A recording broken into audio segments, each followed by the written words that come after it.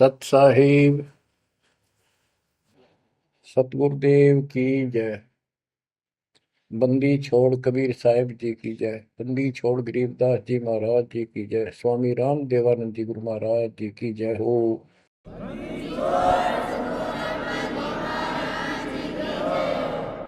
सर्व संतों की जय, सर्व भक्तों की जय, धर्मी पुरुषों की जय। श्री काशी धाम की जय, श्री सुडानी धाम की जय, श्री क्रोथा धाम की जय, श्री बरवाड़ा धाम की जय। सत साहिब गरीब नमो नमो सत पुरुष को नमस्कार गुरु की नहीं। सुर नर मुनिजन साधुआ संतों सर्वस दीन। सतगुरु साहिब संत सब दंडवतम प्रणाम। आगे पीछे मध्य हुए किनको पूर्व। कबीर सतगुरु के उपदेश का सुनिया एक विचार। जय सतगुरु मिलते नहीं जाते नरक द्वार। नरक द्वार में दूत सब करते खेचातान। उनसे कभू नहीं छूटता फिरता चारों खाने। कबीर चार खानी में भरमता कबहू न लगता पार। सो फेरा सब मिट गया मेरे सतगुरु के उपकार। जय जय सतगुरु मेरे की जय जय सतगुरु मेरे की। सदा साहिबी सुख से वसियो अमरपुरी के डेरे की। जय जय सतगुरु मेरे की जय जय सतगुरु मेरे की। सदा साहिबी सुख से वसियो सतलोक के डेरे। निर्विकार निर्भय तू ही और सकल वैमान। जी साधो और सकल वैमान। सब पर तेरी साहिबी सब पर तेरी साहिबी। तुझ पर साहिब ना निर्विकार निर्भय। परमपिता परमात्मा कबीर परमेश्वर जी की असीम श्रद्धा से बच्चों आपको अमर कथा सच्चा ज्ञान सुनने को मिल रहा है। आपकी किस्मत परमाने अलग लेखनी से लिखी है, अलग आपका अकाउंट है जिस पर काल का कोई अधिकार नहीं है। बच्चों, परमात्मा का एक एक शब्द अपने को सत्य मानना होता है। या तो भक्ति पर लगो मत भोगो कष्ट। भक्ति पर लग के भी और भक्ति मार्ग में अविश्वास होता है तो वो प्राणी सफल नहीं होता। जैसे दास को पहले शुरुआत में परमात्मा की चाह खूब थी और ये सुना करते थे द्रौपदी का चीर मिट गया, नरसिंह दास भगत की कुंडी भगवान ने ली। तो इस तरह की बातें आत्मा मानती थी भगवान कुछ भी कर सकता है, पर कोई कह देता था नहीं ऐसा नहीं हुआ करता है, तो वैसे भगवान की आस्था बनाने के लिए कह रखा है ऐसा नहीं हो सकता। तो मन ये भी मान लेता था कि ऐसा ना होगा, पर भगवान तो है। केवल इतना मानकर भक्ति कर रहे थे, दीक्षा भी ले ली थी। और फिर परमात्मा ने ऐसा अजब गजब किया, वो सारी शंका मिटा दी। लोहे की जाड़ी को 1 फुट से ज्यादा बढ़ा दिया, और दोनों को बढ़ा दिया, एक को नहीं। तो बच्चों, विश्वास बहुत जरूरी है। जैसे आपको उदाहरण दिया जाता है सत्संग के माध्यम से। एक गांव के बाहर दो साधक साधना कर रहे थे। एक 40 साल से बैठा था, आयु 60 के आसपास हो चुकी थी। दूसरा 4 वर्ष से साधना करने लगा था, वो भी घर त्याग कर बाहर आश्रम बना रखा था। तो बच्चों, वैसे तो साधना दोनों की ही शास्त्र विरुद्ध थी। पिछले संस्कार से प्रेरणा इतनी प्रबल हो जाती है कि आत्मा भगवान की तरफ तड़प जाती है, उसको खोज के लिए निकल पड़ती है, और जैसा कोई मार्गदर्शन मिलता है उसी अनुसार अपना सारा जीवन कुर्बान कर देती है। उससे उसको कुछ तप मिल जाता है, बन जाता है, और कुछ सिद्धियां आनी शुरू हो जाती हैं। उससे उसका वह बोलबाला हो जाता है। फिर उसकी मृत्यु के बाद वह एक यादगार बना दी जाती है। वो नरभाग, आप तो नरक में गया, आने वाले उस गांव की कई पीढ़ियों को भी नरक भेजने का सामान तैयार कर गया। आने वाली पीढ़ियां उसी पर मत्था टेक टेक के उस कब्र पे, उसकी मूर्ति पे, और अपनी मनोकामना पूर्ण करवाती हैं। होता किसी का कुछ नहीं, पर वह भावना बन जाए, एकाधिका वैसे सूत बैठ जाए, दाव लग जाए, स्वाभाविक। जो भक्ति ना करते उनका भी हो जाता है, वो तो उसका संसार होता। और वो नियमित उसका कर देते थे, हम भी ऐसे ही थे। अब बताना चाहता दास, फिर भी विश्वास बहुत काम करता है। भगवान उसके नंबर देता है अलग से, तो उसकी भक्ति में आस्था अगले जन्म में भी बनी रहती है इस तरह की क्रियाओं से। जो आस्तिक और नास्तिक दोनों क्रिया करता है, वो घर का रहता ना घाट का। एक देवदूत आया करता था ऊपर से, विष्णु जी के लोक से, और वो आकर के उन दोनों भक्तों से काफी देर तक चर्चा परमात्मा की करता था। प्रश्न करते रहते थे, भगवान ठीक है, वहां की व्यवस्था कैसी है। तो वो दोनों, ये देवदूत दोनों भक्तों के पास घंटों बैठ कर जाया करता था। देवदूत से भगवान ने पूछा भी, विष्णु ने, कहा जाता है ये ऐसे ऐसे आपके भगत हैं, बहुत गजब के, कुर्बान हाथ के लिए तो उस गांव में, और मैं वहां बैठ रहता हूँ कुछ देर जाके, आपके ऊपर तो कुर्बान है। तो भगवान बोले, विष्णु जी बोले, मैं भगत तो एक है, एक तो वैसे टाइम पास करे। देवदूत बोला, जी वो होगा जो 40 साल से आपके लिए कुर्बान अगर छोड़ के आया हो। तो भगवान बोले, ना, दूसरा, जो 4 साल से बैठा है वो भगत है। उसको मुझ पर विश्वास है और बड़े पर को विश्वास नहीं है। ये बात उस देवदूत का गले नहीं उतरा, ये तो हो ही नहीं सकता। तो भगवान ने समझ लिया कि देवदूत की विश्वास नहीं मेरी बात पे। तो विष्णु जी बोले, भाई एक काम करना देवदूत, आज तू लेट जाना समय से, जिस समय जाता है, और फिर वो पूछेंगे कारण लेट होने का, उनको फिर ऐसे बताना कि आज भगवान ने समय दे रखा था कि दोपहर को सुई की नोक में से, जिसमें धागा डर, सुई के नक्के में के सुराख में हाथी निकाल लेगा भगवान, और कहना कि मैं उसको देखने के लिए रुक गया। और भगवान ने हाथी उस सुई के नक्के में के निकाल दिया। वो इसी तरह की क्या, देवदूत पहले उसके पास गया, बड़े के पास, क्योंकि उसको भरम था। तो विष्णु जी ने कहा था, फिर ये देखना वो कौन क्या प्रक्रिया करता है, तुझे स्वयं फैसला हो जाएगा भगत कौन है। देवदूत उस बड़े के पास गया, उसने भी ये जाते कारण पूछा कि क्या बात, देवता से लेट हो गए, आपकी बहुत इंतजार थी और आपके साथ बैठकर भगवान की चर्चा करते थे, अच्छा समय व्यतीत होता था।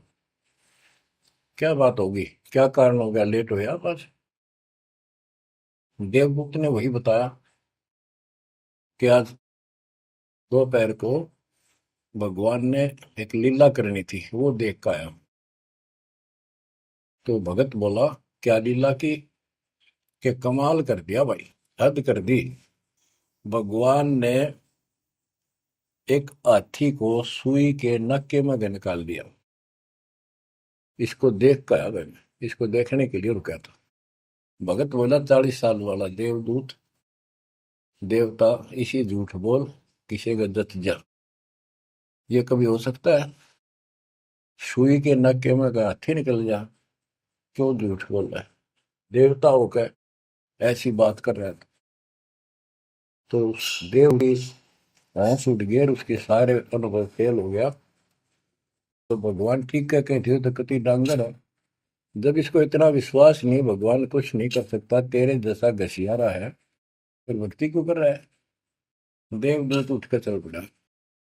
फिर वो 4 साल वाले के पास गया। उसने सोचा, यूं तो माने धमका दे मेरे को, गुस्से होएगा, इसको तो ज्ञान ही कुछ नहीं होगा अभी तक। उस 4 साल वाले ने भी, भगत ने पूछा, देवदूत तो लेट हो गए, आपके आने की बड़ी इंतजार रहती थी, आज तो सोच लिया था शायद नहीं आएंगे, क्या काम हो गया ऐसा कोई, हमें भी बताओ। देवदूत बोला, भाई ये बताऊं, झूठ मैं कह नहीं सकता और सच्ची की शिकायत गला उतरती नहीं।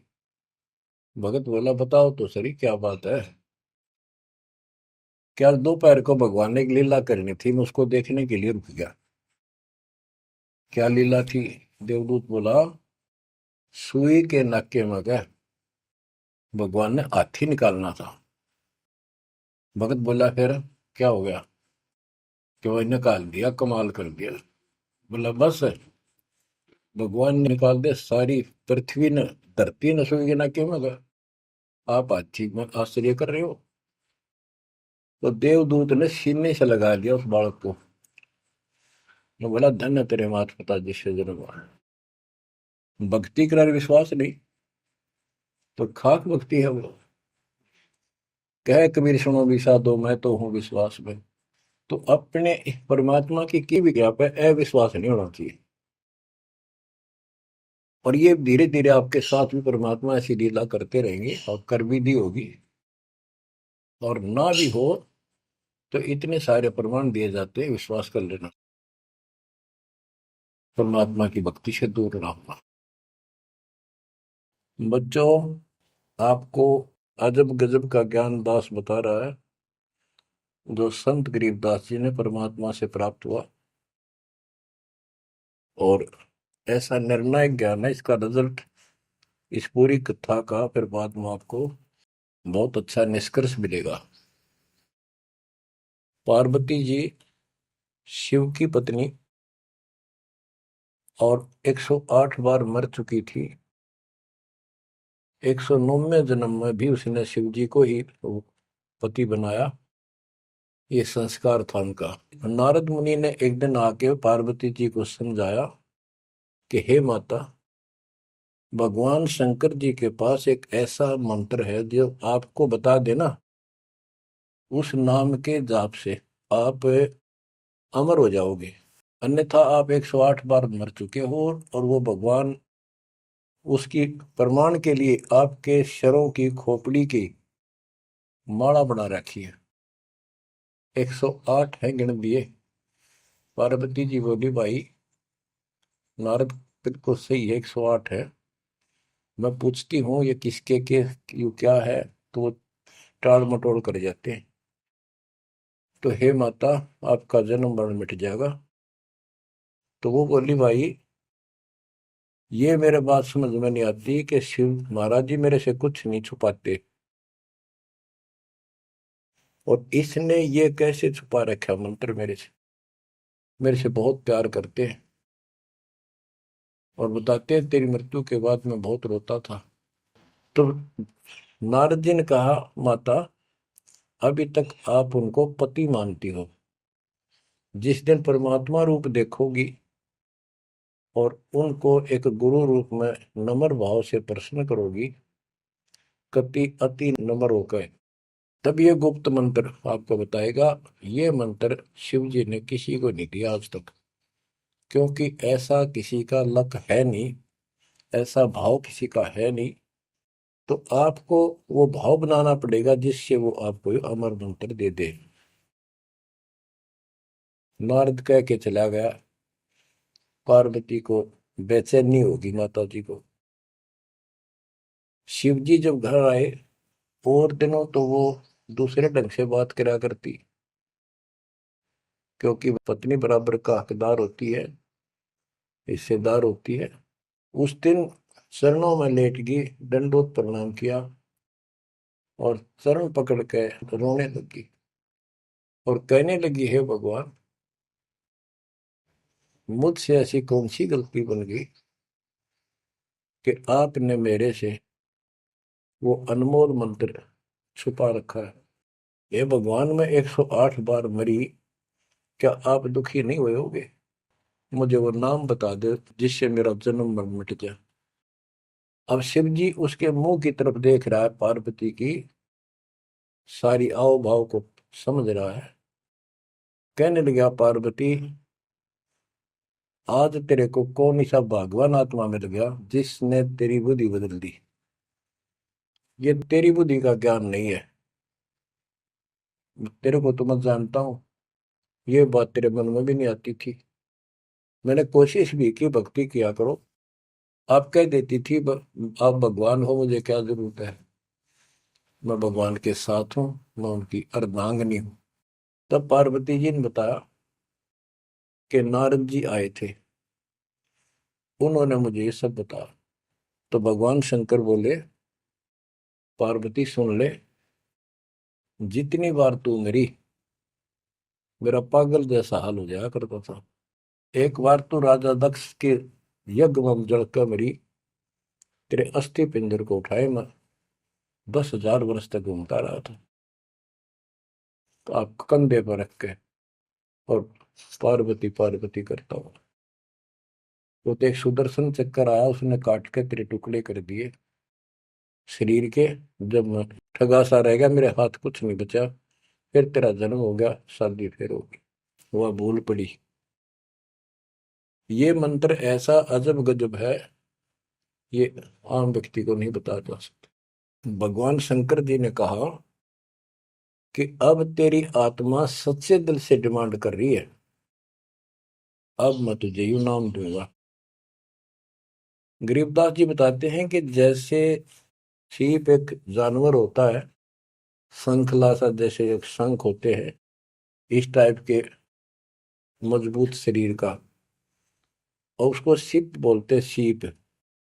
वह सीप जो है, गर्मी हो जाती है जब उसको अंदर पानी की डिमांड होती है, मोती बनाने के लिए उसमें प्रेरणा होती है, जैसे पशु में गर्भ धारने की होती है।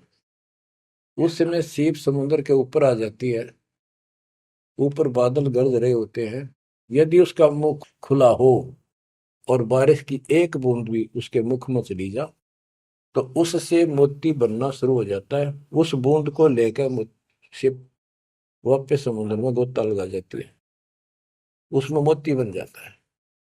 और यदि सीप का वो मुंह बंद हो तो सारा सामान बरस जाए उसके ऊपर, मोती नहीं बने। तो पार्वती को समझाया कि अब तेरी सीप का आत्मा का मुंह खुल चुका है, अब मैं यू नाम दूंगा, असर करेगा। और पहले तेरी सीप आत्मा का मुंह बंद था, इसलिए ये उन्मोद मंत्र ऐसे व्यर्थ नहीं कर सकता था। फिर कहा कि चलो, सुबह सुबह एकांत स्थान पर पहुंच गए। वहां एक सूखा वृक्ष था, पत्ते भी नहीं थे, उसके नीचे बैठ गए और बच्चों वहां पर दोनों हाथों की ताली बजाई, तो आसपास के पक्षी उड़कर भाज गए, इतना शोर हुआ। और जो अंडे थे वो बच्चे बढ़ के उड़ गए।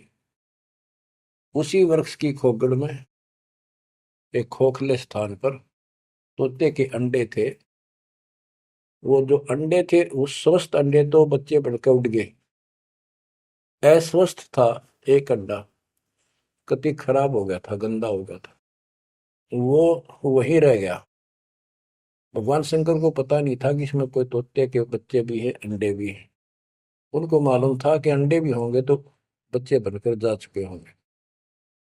अब बच्चों, बहुत सी कहानी इस एक ही कथा से आपको समझ में आएगी। जैसे ये क्या करते हैं, भक्ति ना करके मृत्यु के प्राप्त हो जाते हैं, फिर क्या करते हो, अस्थियों को उठाते हैं, जड़ी हुई हड्डियों को, उनको उठाकर गंगा में बहा के आते हैं।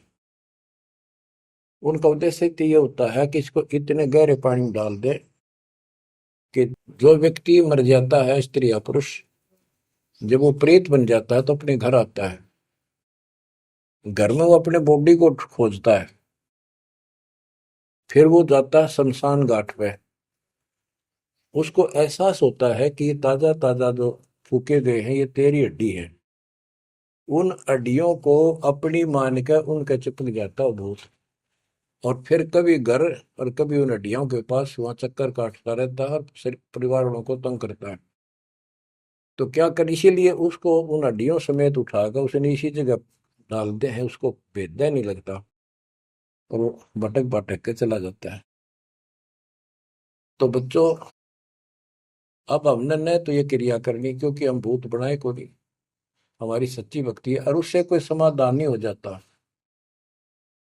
तो इसी प्रकार तो दास बताना चाहता है कि मरने के बाद भी उन हड्डियों को भी वो जीव अपना मान रहा था कि मेरी है, उनके चिपक जाता है।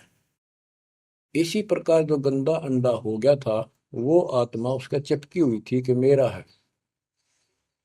हालांकि वो कति खत्म हो चुका था, कुछ दिनों में उसकी वो सूख जाता, खत्म हो जाता, फिर वो उसको छोड़कर चलती। तो वो आत्मा उसके साथ चिपकी हुई थी। उधर से पार्वती जी को कथा सुनाना शुरू कर दिया,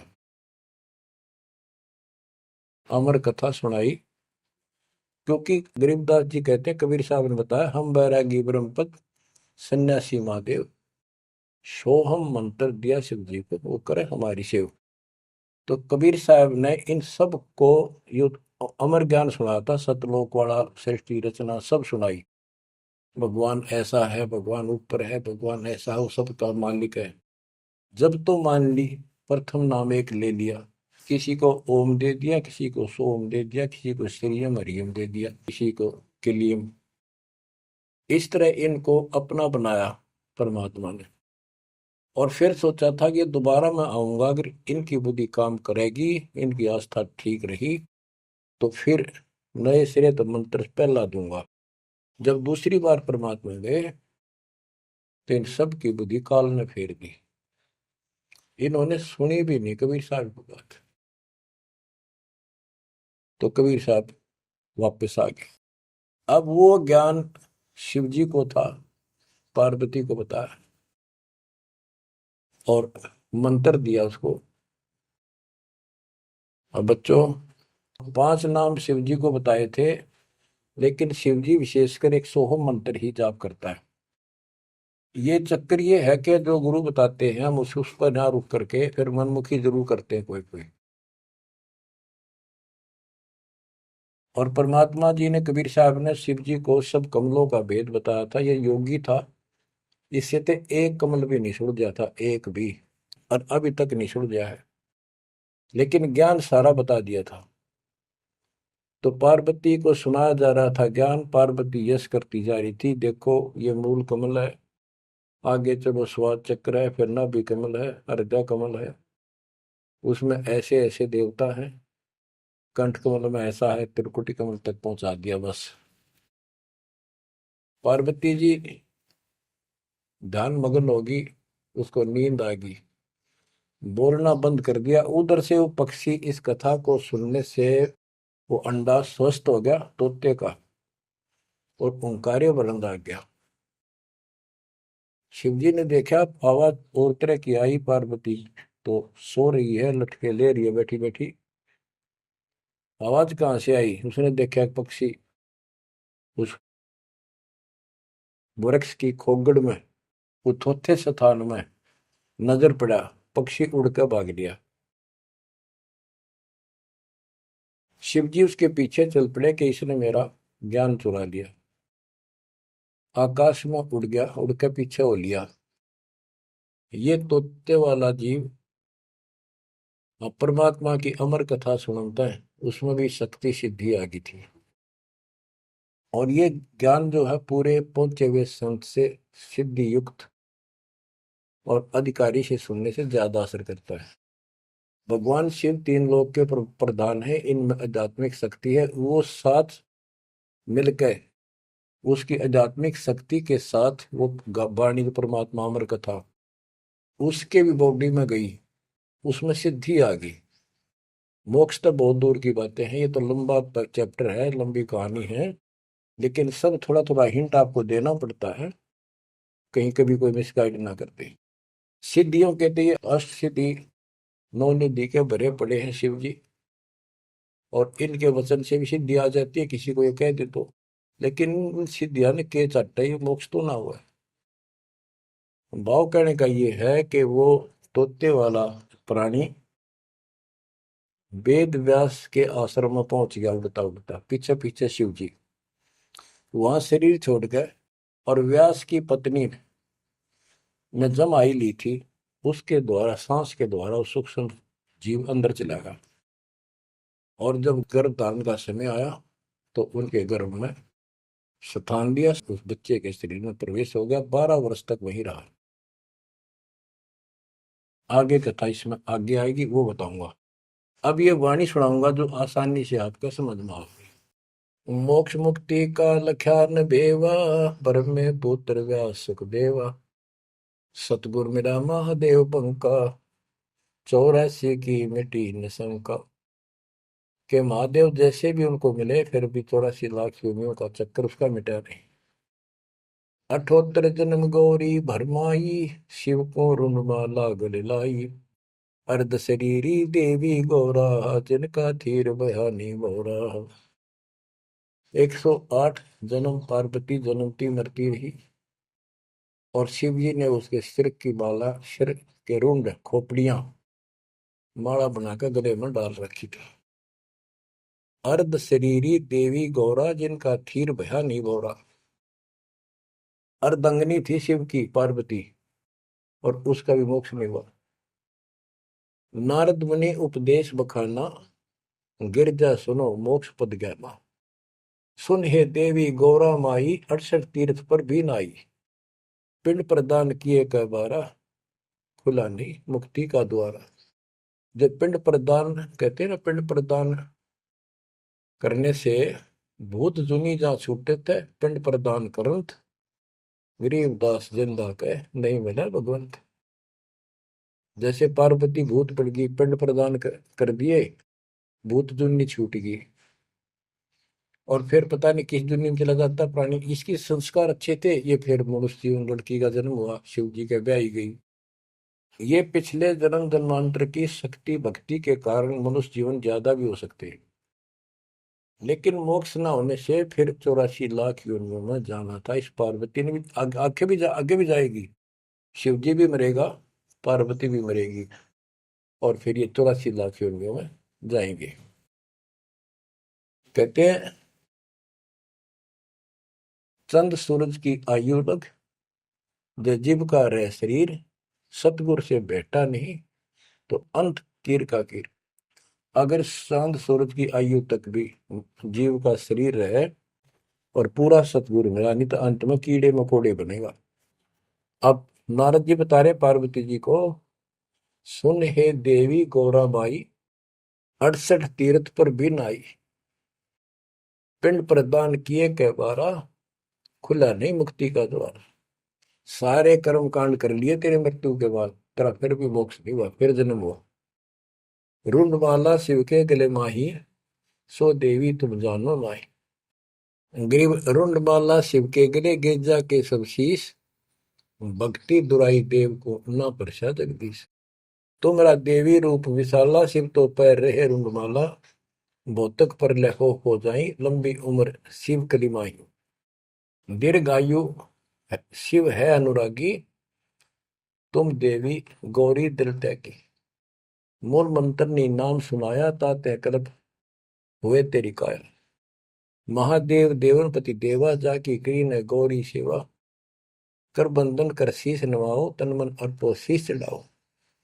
शिव है मोक्ष मुक्ति के दाता, तो से भेद कहूं गौरी माता।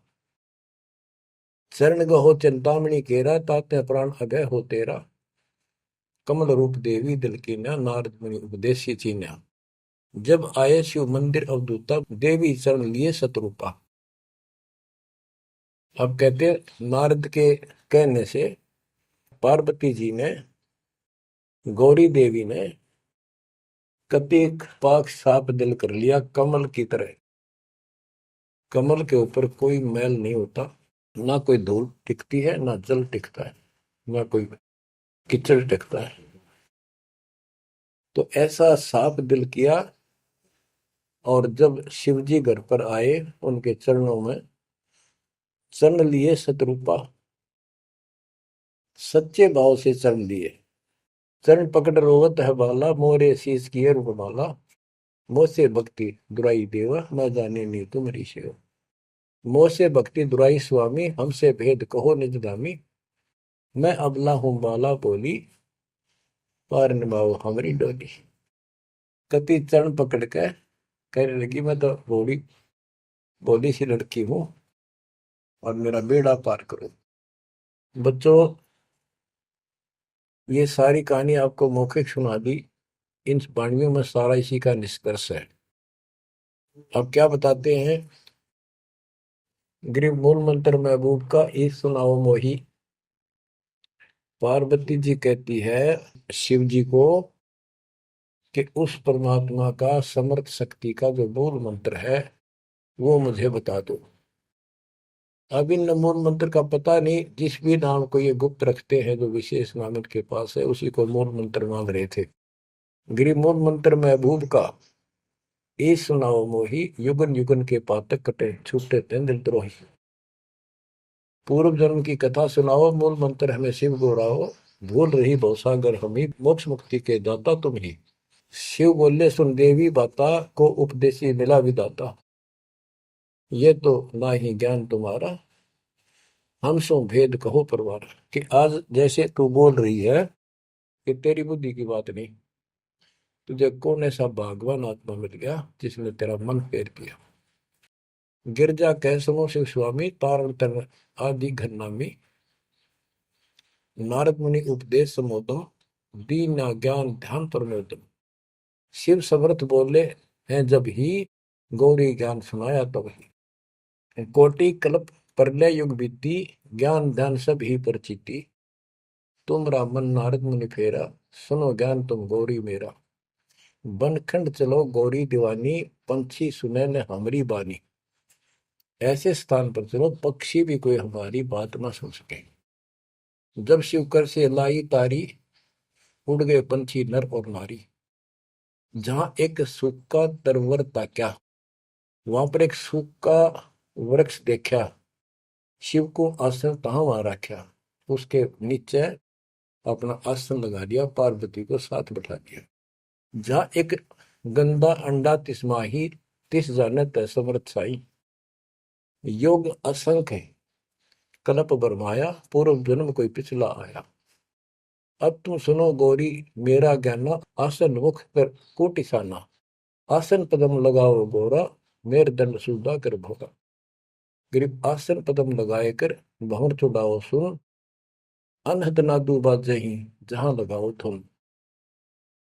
और क्या बताते हैं कि उस वृक्ष की खोगड़ में गंदा अंडा पड़ा था, और उस गंदे अंडे वाले जीव के असंग जन्म 84 लाख योनियों में हो चुके थे। यहां से उसके भाग जागे, और तो पक्षी बन के उड़ गए, वो पक्षी बन नहीं पाया। बाद में उड़ा जब उसने सारी कथा उसके ऊपर असर कर गई। जैसे बच्चों बहुत बार बताते हैं, दास आपको बताता है कि ये अमर कथा जो गरीबदास जी की वाणी है, यह शिव जी वाली अमर कथा से कई हजार लाख गुना ज्यादा शक्तिशाली है, ज्यादा प्रभावी है। अब ये कथा सुनाने का मुझे कोई उद्देश्य नहीं, इसमें से ऐसा निष्कर्ष निकाल लूंगा आप हैरान रह जाओगे। जैसे एक सर्प कांटे का इलाज करता है, अब तो दवाइयां चल गई, पहले गार्डू होते थे, मंत्र बोलकर जहर तार देते थे। जिसको सर्प ने काट लिया वो अचेत हो जाता था, कति बेहोश जैसे मर गया हो, सांस सांस आते थे। और गार्डू क्या करता है, एक मंत्र 5-4 पंक्तियां होती हैं, उसको सिद्ध करता अपने जीवन में, 5 4 7 10 साल लगा के वो वाणी सिद्ध हो जाती है। फिर तो उसको बोलता रहता उसके ऊपर साथ बैठ के उस सर्प जैसे व्यक्ति पर। उस समय वो सर्प जैसा व्यक्ति अचेत होता है, ना वाणी सुन रहा है ना उसको समझ रहा है इसका अर्थ क्या है। तो कुछ समय के बाद वो उस वाणी के प्रभाव से उस शरीर का विष खत्म हो जाता है और वो व्यक्ति जीवित हो जाता, सचेत हो जाता है। इसी प्रकार बच्चों, परमात्मा की अमर कथा जितना जिस जो सक्षम है उसके मुख से जिस सुनी जाती है, तो उस सत्र का उसको लाभ अवश्य मिलता है। तो ये गंदा अंडा था, इसके साथ जीव चिपका हुआ था। ये गंदा अंडा ना सुन सका था, ना बोल सका था, ना वो कह क्या रहा है शिव जी वो समझ सका था। और उस वाणी के बोलने से वो अंडा भी स्वस्थ हो गया, उसमें बच्चा भी बन गया, उसका पांख भी जाम आई और वो उड़कर भाग भी गया। इसी प्रकार जो आज मानव के ऊपर रहम हुआ है, गरीबदास महाराज जी की अमरवाणी इससे भी ज्यादा स्ट्रोंग है। और ये अब दास के बुक से चला करेंगी अखंड पाठों में, आसपास के पक्षियों पर भी असर करेगी। आसपास के पशु पक्षी जीव जंतु पेड़ पौधों सब का ऊपर ऐसे असर करेगी जैसे इस पर किया था। और ये सब धीरे धीरे यहाँ से शरीर छोड़ते जाएंगे और मनुष्य जीवन पाते जाएंगे। ये सीधे फिर आके मालिक के चरणों में आएंगे। बच्चों, भक्ति जरूर करेंगे, भक्ति करेंगे तो मालिक कहीं ना कहीं उनको मिलेगा। अब मैं सुखदेव ऋषि की बुक सुनाता हूँ, पार्वती का तो दिया। अब एक बात विचार करो कि जहां पार्वती जी को मंत्र मिला, अमर मंत्र मिला, वो नाम मिला भक्ति करने का, यानी वो शिक्षा भई, तो वो स्थान पार्वती के लिए तो अमरनाथ हो सका है। ये जो वहां आजकल जावे हैं मत्था टेकन देखन दर्शन कर, उनके लिए अमरनाथ नहीं है वो। अब जैसे आपने जिस भी आश्रम नाम दान केंद्र पे या कहीं भी दास से दीक्षा ली है, आपका वो स्थान अमरनाथ है। लेकिन उस स्थान से कुछ नहीं लेना देना, मोक्ष नाम से होगा। तो बच्चों, उस स्थान से मोक्ष नहीं है, वो स्थान तो आपको जिंदगी भर याद रहेगा, मुझे वहां दीक्षा मिली थी, बस इतनी बात है। और ये अमर ज्ञान मुझे प्राप्त हुआ था। लेकिन मुक्ति नाम से होगी। और जो बोले आत्मा इतने ऊंचे पहाड़ों पर जाते हैं दर्शन करके आवांगे। अब विचार करो, जैसे दास ने बहुत बार समझाया आपको, ये तीर्थ क्या होते हैं, ये धाम क्या है। जैसे पार्वती को वहां नाम लिया, नाम लेकर अपने घर ना आएगी, अब भक्ति करिए, वहां क्या रखा है। अब जैसे तीर्थ हैं, वहां किसी ऋषि ने भगत ने कोई तालाब का सहारा तक है, क्योंकि पहले पानी नहाने धोने का पीने का तालाब ही होते थे, कुएं भी बहुत गहरे होते थे, एक आदमी नहीं खोद सकता। तो वहां बैठ कर अपनी भक्ति करता था, जैसे भी उसने डले डोए। क्योंकि सत साधना तो आपको ही मिली है, पूरे विश्व को चार चार युग के बाद मिलेगी। तो वो जैसे भी तप किया, कुछ किया उसने, जैसा भक्ति की, उस आधार से वो उस लोक में चला गया। और अब वहां कुछ नहीं। अब जैसे हम किसी का एक हमाम दस्ता ले आते थे और उसमें सामग्री कूटते हवन की और वापस देते थे मांझ धो के। हमाम दस्ता होता है लोहे का उखड़ सा, एक डेढ़ एक फुट का उसका मुसड़ सा होता है लोहे का ही, उससे वो कूटते हैं जैसे चटनी कूटते आ रहे कुंडी में। तो हमाम दस्ते में थोड़ी बहुत स्मेल थी और 5-4 दिन में वह भी खत्म होगी। जिसका मांग के लाए थे उसको दे आए तो उन घर वालों ने महसूस हुआ कि इसमें कुछ स्मेल आवा है, तो कुछ सामग्री कूट रखी है। और कुछ दिन के बाद वो स्मेल भी खत्म होगी और वो सामग्री सारी कति साफ करके अपने घर रख ली। अब उस स्मेल को सूंघ बार बार को हो कमाल हो गया, बड़ी स्मेल आई, फिर वह खत्म होगी, चलो स्मेल लेके आते हैं। उस स्मेल से कुछ नहीं होने का, उस सामग्री से गूगल खेओ, वह बनानी पड़ेगी। इसी प्रकार मोक्ष प्राप्ति के लिए यह साधना करनी पड़ेगी। तो वहां जाने से कोई लाभ नहीं जहां पर कभी कोई ऋषि ने कोई साधना की थी, वो तीर्थ बने हुए हैं।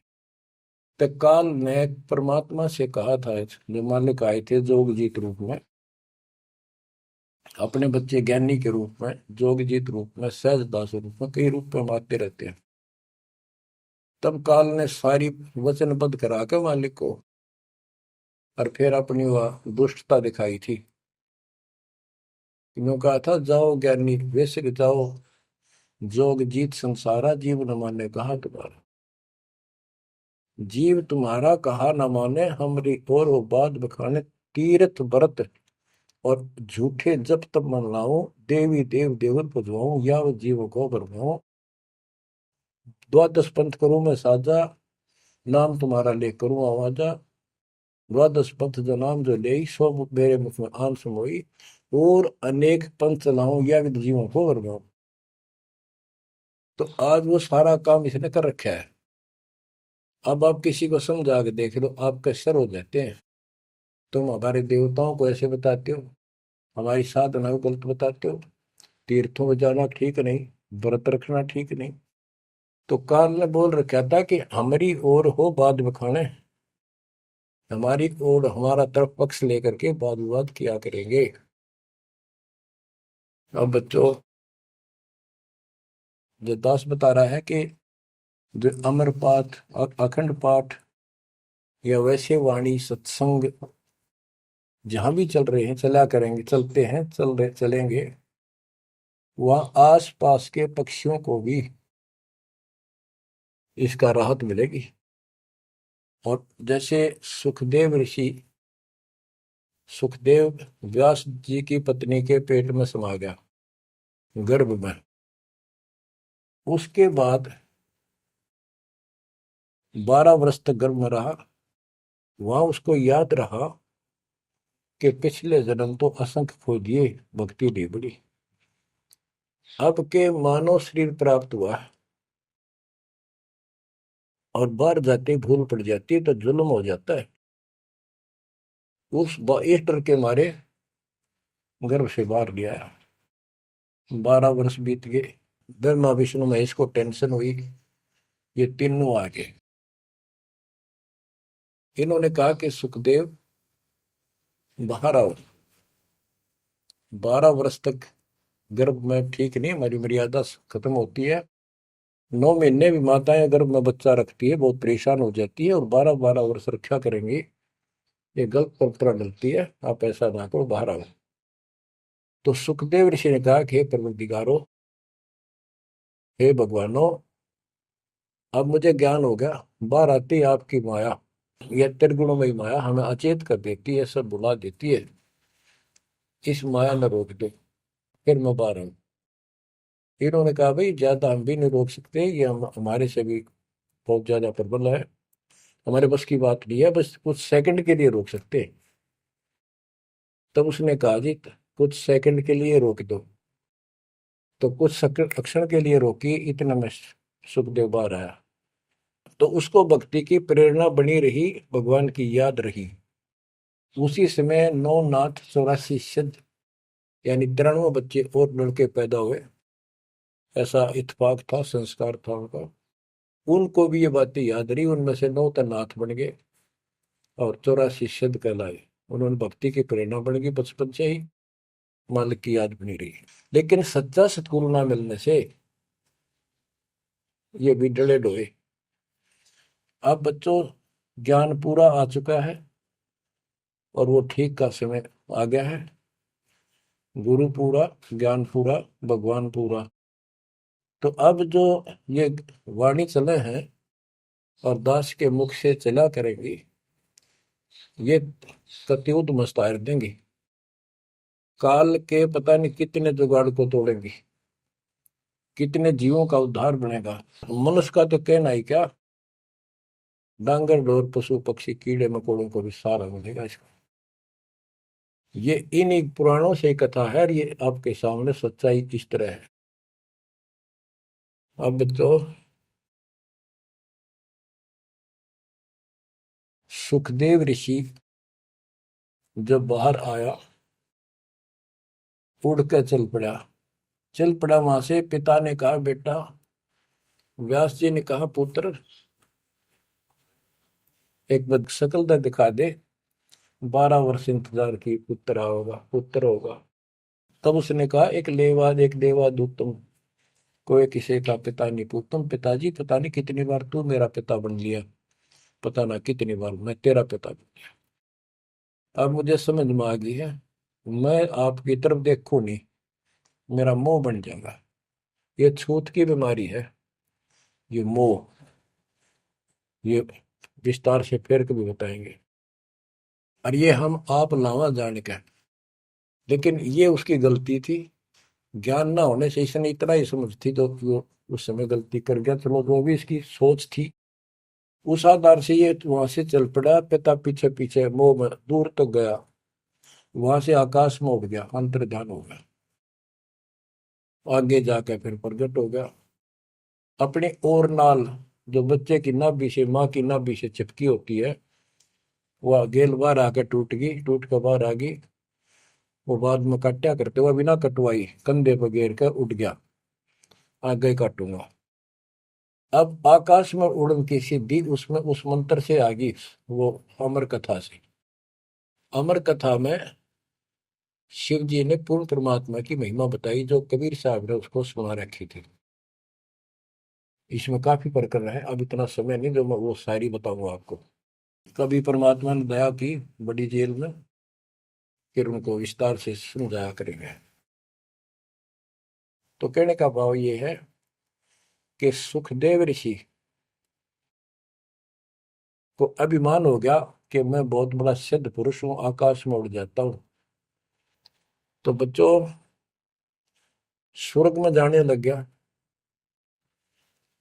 और स्वर्ग के देवता ऋषि महर्षि सब उसको, उसकी जो है ना पूरी वो करें, सम्मान करें, उसकी आरती तारे कि बड़ा धन भाग है तेरे, बड़ी सिद्धि प्राप्त कर ली। इन इतना पता सिद्धि आएगा, और जन्म से ही छोटी उम्र में आपको इतना कुछ प्राप्त हो गया, आप तो बड़े पहुंचे हुए हो। तो सब उसकी खूब अच्छी तरह प्यार रखे, महिमा गाओ। एक दिन उसको, उसने स्वर्ग में जाने की इच्छा व्यक्त की विष्णु जी के लोक में। वहां उसको इसलिए नहीं जाने दिया कि उसका गुरु नहीं था। विष्णु जी तक बात गई। विष्णु जी ने पूछा कि हे ऋषि जी, आपने गुरु नहीं बना रखा? अगर नहीं, गुरु की क्या आवश्यकता है महाराज, ये गुरु बना रहे वो नहीं आ पाए और मैं बिना गुरु के आ गया। विष्णु भगवान बोले ठीक है, वो अलग बात है, या वही रह सकता जो पहले गुरु बनाओ। फिर एक बीमारी और, अहंकार के मेरे बराबर पृथ्वी पर कोई गुरु नहीं, मैं बाल ब्रह्मचारी, वहां कोई ऐसा संत नहीं, मैं बनाऊं गुरु किसको? विष्णु जी ने कहा कि राजा जनक मेरे परम भक्त है, आप उनसे दीक्षा लो। यूं कह के विष्णु जी चले गए, उसको बाहर निकाल दिया पार्षदों ने। वो स्वर्ग में आए, वहां सारी कथा बताई। फिर अन्य स्वर्ग, कोमर स्वर्ग, फिर ऋषियों के पास आए नीचे, उनको बताया। तो सब ने कहा कि सुखदेव बहुत बड़ी गलती कर रखी है, गुरु नहीं बनाएगा, गुरु नहीं बनाएगा तो गधा बनेगा। तो पिछले जन्मों में उसको एकदम वो रील सी चल गई कि मैं कभी गधा बना था एक बार, और अंधा हो गया, स्वामी ने छोड़ दिया, कुमार ने, और मैं भटकता भटकता इन नाले में फंस गया। मेरा पुली बना ली लोगों ने, आन जान लागे। मैंने कहा नहीं, भटक के भूखा मर के, भूखा होकर तो मरा, प्राण निकले। उस भय से उसको चिंता बनी। फिर अपने पिता के पास वापस आता है। व्यास जी देख के बड़े खुश हुए कि बेटा आ गया। सारी बात पूछी तो सारी अपनी समस्या बताई पिताजी के सामने। पिताजी ऐसे ऐसे बात है, भगवान ने कहा कि राजा जनक को गुरु बनाओ। तो व्यास जी, क्योंकि जितने भी महापुरुष है वो एक सुर में बोलते हैं, उनको इतना ज्ञान तो है, गुरु बिन बात नहीं बनती। उसने विशेष ज्ञान तो सुना नहीं था, वो बैटरी चार्ज होगी, उसने उड़ा उड़ा फिर था, उससे ज्ञान था ही नहीं इसको। तो व्यास जी बोले, रे बेटा, मैं तो खुश था, चलो बेटा ना मेरे पास आया, पर यूं चर्चा तो चल रही है व्यास का बेटा इतना पहुंचा हुआ है, अब तने गुरु नहीं बना रखे, मैं तो तुम्हें कमाल कर दिया। तो दो कोडी का जीव नहीं, कल नहीं ये तेरा प्राण छूट जाएंगे या बैटरी खत्म हो जाएगी और नरक में जाएगा बेटा।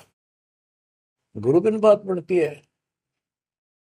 तो आखिर में हार कहने बोला, हे गुरुदेव, हे पिताजी, मैं कैसे गुरु बनाऊं राजा जनक को। राजा जनक गृहस्थी भाई, ओए होए, और कैसे शीश निभाऊं जाए। जनक विदेही राजा भाई, कैसे शीश निभाऊं जाई। ओहो। सुखदेव बोले, ज्ञान विवेक का हमने स्त्री का मुख नहीं देखे। तो उसके पिताजी बोले, जो भगवान ने कह दिया, अरे तू अब भी अगरम बगरम कर रहा है, ये करने का जीव नहीं, तेने ज्ञान भी क्या आएगा, कहाँ जाएगा फिर तू, वहां तेरे को बढ़ने नहीं देंगे स्वर्ग के अंदर। जो मरता क्या नहीं करता, राजा जनक के द्वारे गया, वहां चरणों में मत्था टेका और अपने कल्याण का मार्ग पूछा। बच्चों, क्योंकि यहाँ समय बहुत कम मिलता है, इससे बहुत सी जानकारी होगी आपको, अजब गजब ज्ञान होगा। क्योंकि अभी तक दास ने आपको केवल प्रमाण दिखाए, सारे ग्रंथ सुन जाए और एक नंबर का ज्ञान आपके हृदय में जमा दिया कि जो दास कह रहा है वो सारी सच्ची है। अब दास कोड वर्डों में, संकेतों में भी ज्ञान समझाएगा, तो भी आपकी आत्मा गिल्ला कैच करेगी साथ के साथ। गरीब गोता मारू स्वर्ग में, जा बैठो पाताल, गरीब दास ढूंढता फिरो अपने हीरे मोती लाल। आप वो हीरे मोती लाल हो बच्चों, आप सामान्य आत्मा नहीं हो। जब परमात्मा आपको कैसे रंग रहा है, रंग में कैसे दूध अमृत पिला रहा है आपको घर बैठे, आपको नहीं पता इसका क्या प्रतिफल होगा। बच्चे को माता पिता दूध पिलाते हैं, बढ़िया भोजन खिलाते हैं, उनको पता है कि इसको कितना इसका लाभ मिलेगा।